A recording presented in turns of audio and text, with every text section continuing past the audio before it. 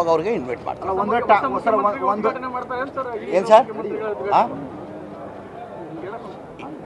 ಹೇಳಿ ಬಾಸ್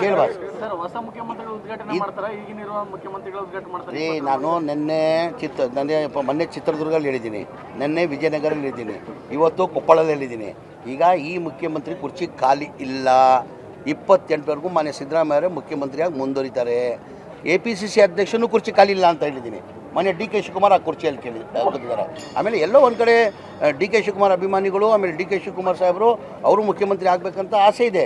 ಸಹಜ ತಾನೇ, ಅದು ಪಕ್ಷಕ್ಕೆ ದುಡಿಮೆ ಇದೆ. ಅವರು ಆವತ್ತಿಂದ ಪಕ್ಷಕ್ಕೆ ಹೋರಾಟ ಮಾಡ್ಕೊಂಡು ಬಂದಿದ್ದಾರೆ. ಪಕ್ಷಕ್ಕೆ ದುಡಿಮೆ ಇದೆ ಹಾಗೆ ಅವರು ಮುಖ್ಯಮಂತ್ರಿ ಆಗಬೇಕಂತ ಭಾವಿಸ್ತಾರೆ.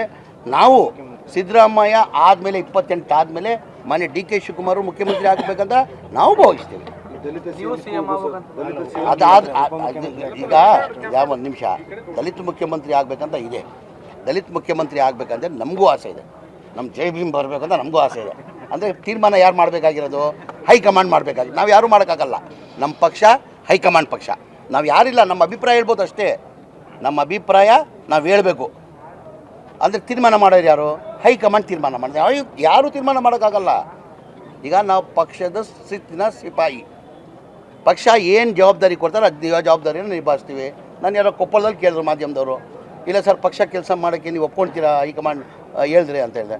ನಾನು ಪಕ್ಷದ ಶಿಸ್ತಿನ ಸಿಪಾಯಿ. ನನ್ನ ಪಕ್ಷ ಆಯ್ತಪ್ಪ, ನೀನು 2.5 ವರ್ಷ ಮಂತ್ರಿ ಆಗಿದ್ದೆ, ಈಗ ಪಕ್ಷದ ಕೆಲಸ ಅದಕ್ಕೂ ಸಿದ್ಧ ನಾನು.